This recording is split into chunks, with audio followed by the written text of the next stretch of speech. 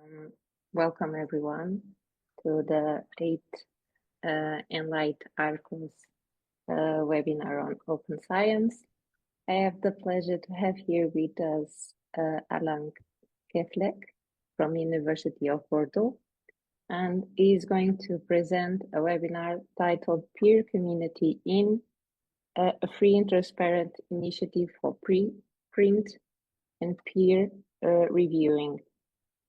Alan, if you want to present, you can go ahead. And I'm just going to remind everyone to, if you want, fill in the Mentimeter questions, and then we'll have a discussion later on. Okay. Thank you very much for the invitation. I will start sharing my screen now. Yes. So yeah, I will present you the peer community in initiative. So you can already go on the website of the initiative if you want. It's a free and transparent initiative for preprint peer reviewing. So we base ourselves on this very simple sentence, which is by the John Tennant, that open science is just good science. So what do we need for good science? So we think that we need it to be open, free, peer-reviewed, and reproducible. So as you probably know, the current system is mainly based on paywalls journals. So readers are paying to read the scientific publications. There is also the open access movement, and a lot of this open access is based on authors paying fees to have their publication published and freely accessible for readers. And there are also a lot of journals which are still in the hybrid version. So everyone is paying here, both authors and readers and universities, etc. And in this world, there are also diamond journals, which are more or less developed depending on the different scientific domains, depending also of the different continents. For example, it's much more developed in South America. And with this system, the current system, every scientific paper which is published costs approximately 3,000 euros.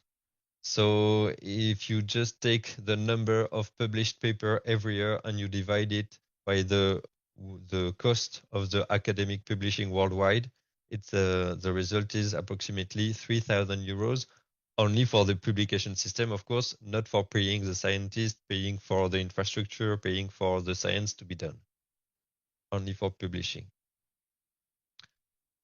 You also probably know that a lot of these papers are published in very few commercial publishers, and more than 50% of the papers are published in only 5 different publishers.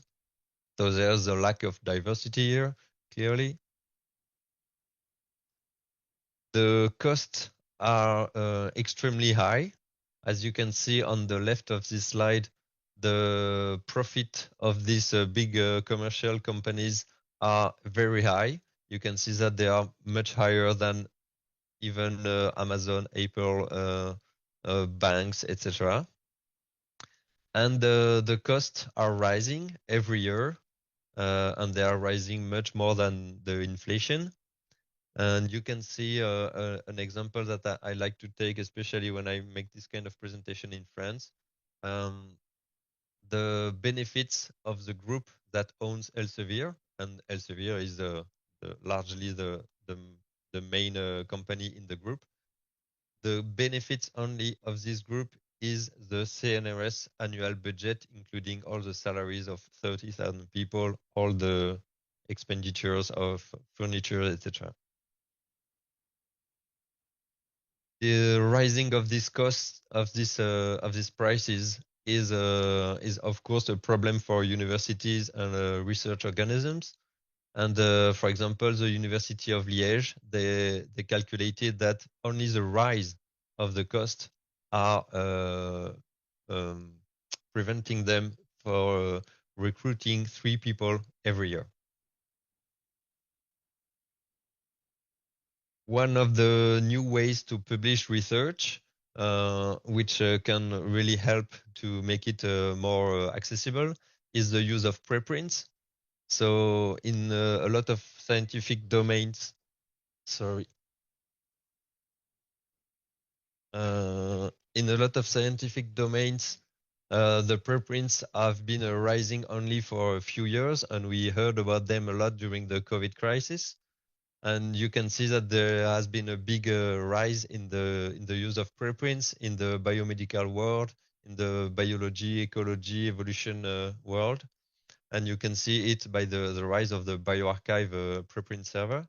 And I put on the right of the slide some other servers which are well known to host preprints. So there are different studies about preprints, and people have heard of issues of preprints and also good things from preprints. And of course, it's very quick to publish, but not all the scientific fields need a quick publication. It offers open licenses. You can receive feedback from researchers. It's of course very low cost, and since now it is very widespread, almost all journals accept the submission of papers which are already online as preprints. And of course, for the researchers and also for the public, it's free access to the scientific work, but there is a lack of verification on most of the preprint servers. By using the preprint, the costs are only something around 10 euros for each paper, because it's only the matter of putting a PDF on a web server. But the main issue with preprint is that they lack peer review. And that's where the peer community initiative comes. So it has been created by researchers in the south of France, in INRAE, which is a research organism about environment and agronomy. And they created the first peer community which was evolutionary biology, because it's their specific field.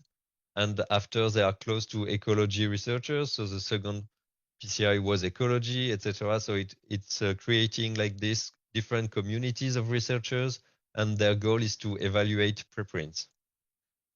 So now there are 20 different PCI.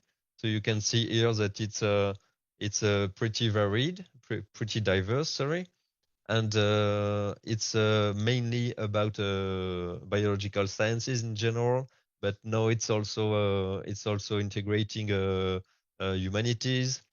You can see psychology, organizational studies, and next month or this month there will be a new one, which is a PCI plants. And the goal is also to create still a new PCI for different domains. So if you want to create a new PCI, here are the different steps.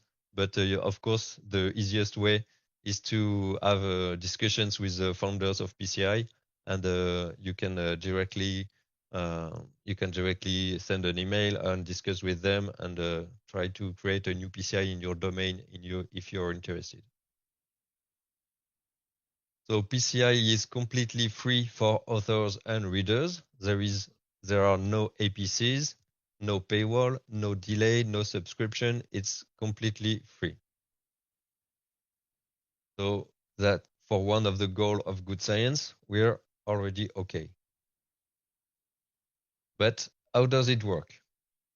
So the main thing is, first, the authors need to go to a preprint server, so they can go to any preprint server that they want, and they will put their manuscript as a version 1 on this preprint server. They will also need to put their data, raw data, their scripts, codes, etc., on a specific repository. If it's a Zenodo, for example, you can put in the same deposit the preprint, the manuscript, and also the data, the script, etc. So all this must be already online before you go. Sorry. So there is also some preprint servers that accept direct submission. It means that when you upload your preprint on bioRxiv, for example, you can directly click from bioRxiv to go directly to PCI.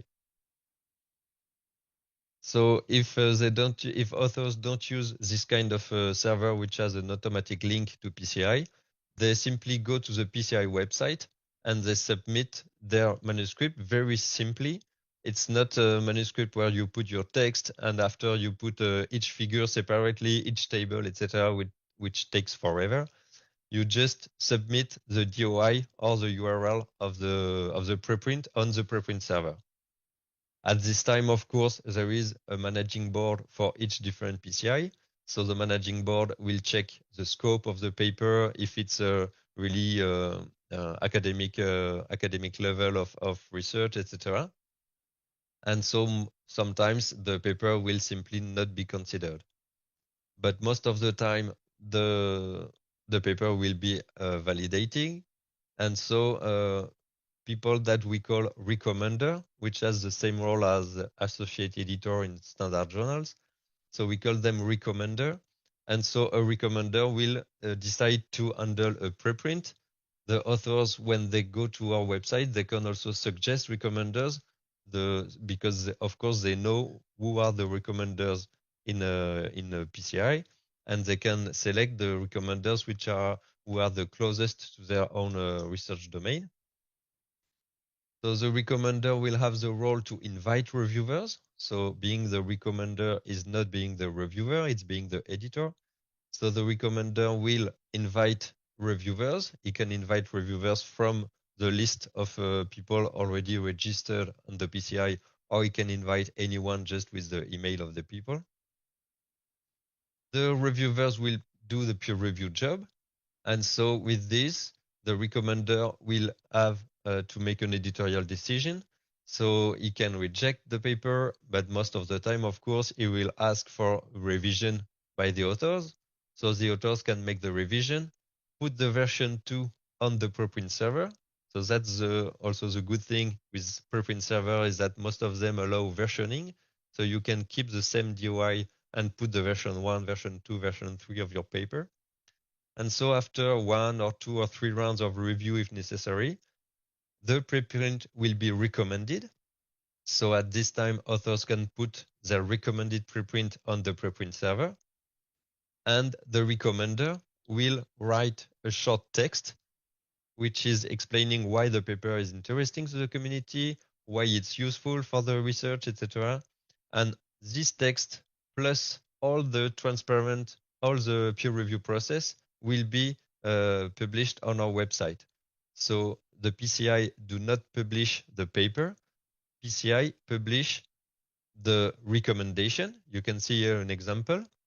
So this is what we publish at PCI. We publish the text you can see on the right with references, etc.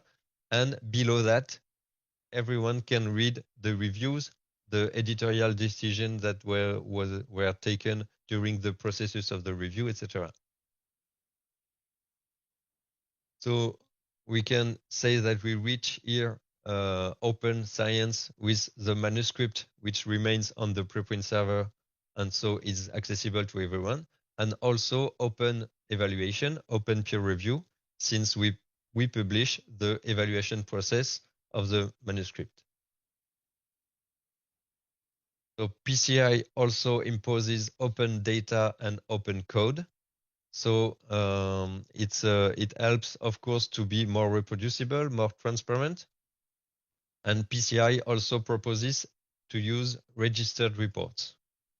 So with this, we think that we are we reach the reproducibility at its maximum. So far, the first PCI was created in 2017.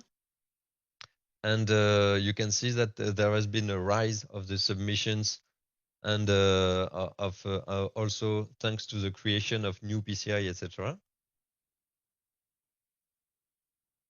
With this process, of course, it's a bit less cheap than only putting a preprint on a preprint server, because it takes a website, it takes time, etc., to make the evaluation. And so far, it has been evaluated that the cost of a recommended preprint is something around 150 euros, to be compared with the 3,000 I told you about at the beginning of this presentation. The peer community in system is supported by many institutions, as you can see here. So these institutions, mainly the INRAE, the CNRS, and are the main founders of the system, because of course everything costs time of researchers and also web servers, etc. So all this process has a cost. But this cost is supported by these many institutions, which are a lot of universities from France, but also from all over Europe and all over the world. And you can see here the number of institutional supports that also rise rapidly. So I told you about registered reports, so maybe some of you are not used to this vocabulary. So registered reports are a system of peer reviewing in two steps. So as you can see here, there are different steps in the ways of creating a scientific paper. And in this process, you have two different reviews. The first stage of review is before you collect and analyze the data. So in fact, you submit a first version of your manuscript, which is mainly the introduction and the methods and material and methods. And at this time, you already have reviews. So before making errors in your process, in your method, etc., you already have advice from other researchers in your domain. And after you make the research itself, and you submit again the final manuscript, and the same reviewers will assess if you followed or not exactly what you said you would do, etc. So the goal of these is to have much more reproducibility, to have a more transparent process, and also to help to have more credible publications, because in this process, none of these things matter. So the hypothesis, you make the hypothesis first, and the hypothesis is already reviewed before you write all the paper. So we know that there are problems in science where people are just making a lot of experiments and they are just publishing everything that is under the statistical test. And things like this are avoided thanks to registered reports. So the PCI registered report has been created by a psychologist, very well known in the domain of registered reports, and they managed to have a lot of journals in psychology that allows researchers to submit and they advise researchers in their domain to submit the registered reports to PCI registered reports. So PCI registered reports does the review process, and after the author, they just submit to any of these journals here, and the journal will automatically accept the paper because it has been already peer reviewed by the PCI registered reports.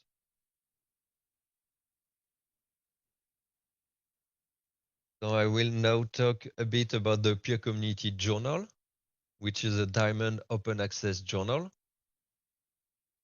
So I told you that at the end of the process of a PCI, the manuscript remains on the preprint server. It has been validated and recommended, but it is still a preprint. And we know that a lot of authors need to have their paper published officially with impact factor, with quartiles and things like this. So after the paper is recommended, authors can choose to do whatever they want with their manuscript. It is not officially published, so you can still publish it in a journal. So one of the ways to do it is to go directly to the peer community journal, which has been created in 2021. I will speak a bit about it later. But we also have PCI-friendly journals. So there are journals which we have contacted, and they accept to receive recommended preprints as new submissions. And some of them will automatically publish the paper without adding further peer review. Some of them, they will have a quick look at the preprint and they will quickly answer to the authors if they will send it to a new round of peer review or not. And of course, you can still submit to any journal, which is PCI friendly or not, because your paper is not published. It's just recommended and it's still a preprint. So you can submit to any journal you want.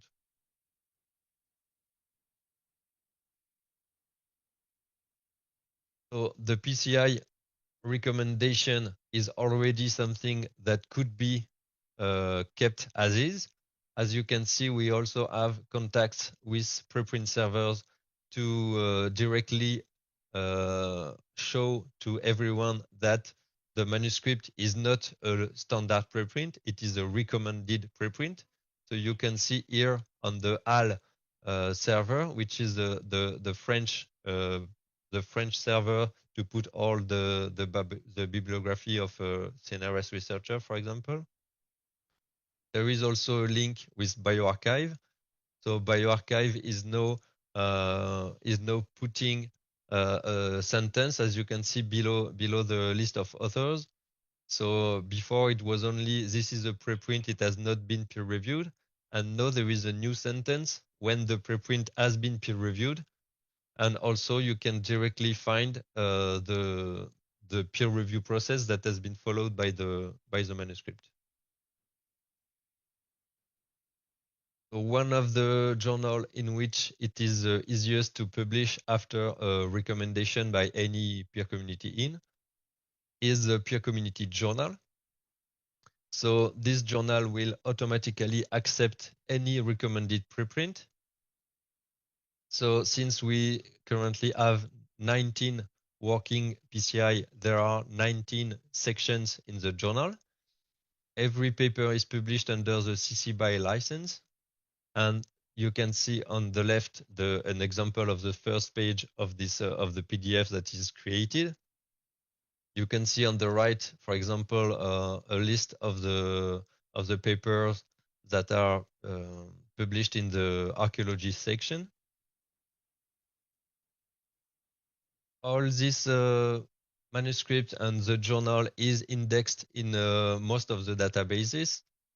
So we know that in a lot of countries, it is very important for the CV of researchers, for the young researchers in particular, but also for the fundings, for receiving grants, etc.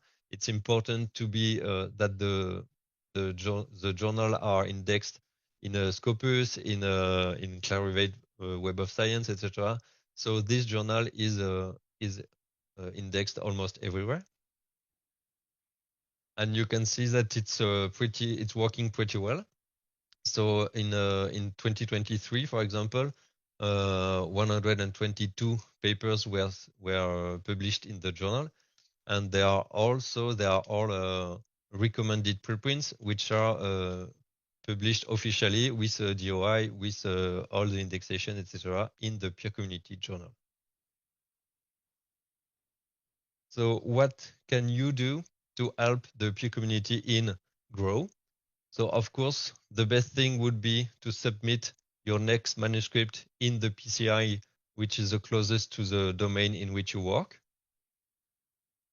It's also very important to accept to review if contacted.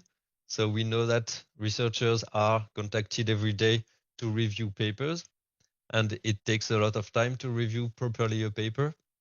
And one of our goals is that people accept to review for PCI instead of reviewing for commercial publishers, because it takes a lot of time. Most of you are paid on public funds, and so we think it would be much better to use your time for not-profit initiatives and for open science initiative rather than taking hours to review for Elsevier, Springer, or Taylor and Francis. It's also very important to endorse the initiative by citing and considering valuable the recommended preprints. Of course, we know that the degree of citation of a journal, for example, for PC journal, it's important that the papers are cited so that the journal is recognized by the community. It's also possible to take a bit of time to help us find new supports. If you think that your university, your research organism, the doctoral school in which you are, etc., could support the initiative, it's always great to have new supports, and we can help you with different letters, different texts, etc., to share with boards, with the scientific board or open science board in university, etc. People from the library services, etc., to help us have new supports. It's also, of course, very important to spread the word to your colleagues because, sorry, it takes a lot of time to explain to everyone what is the peer community initiative. And if really in your domain there is no PCI, you can also try to create one. I did it in 2020, and it's for archaeology, and it's working properly now. And it's not it takes time, of course, but it's not impossible at all to create a new PCI, and there are ways to help you. And we have a full process to create a new PCI. So if you're interested and in your domain there is no PCI, maybe you can try to make one. And remember, open science is just good science.